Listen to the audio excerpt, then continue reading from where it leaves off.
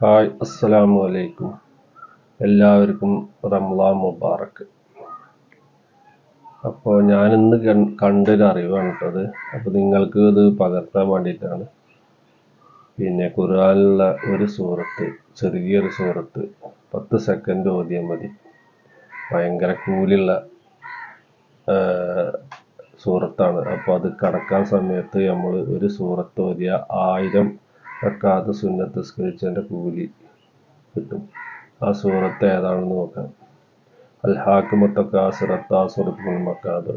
കല്ലാ സൗഫ തഅലമൂന സുമ്മ കല്ലാ സൗഫ തഅലമൂൻ കല്ലാ ലൗ തഅലമൂന ഇൽമൽ യഖീൻ ലതറവുന്നൽ ജഹീം സുമ്മ ലതറവുന്നഹാ ഐനൽ യഖീൻ സുമ്മ ലതുസ്അലുന്ന യൗമഇദിൻ അനിൻ നഈം.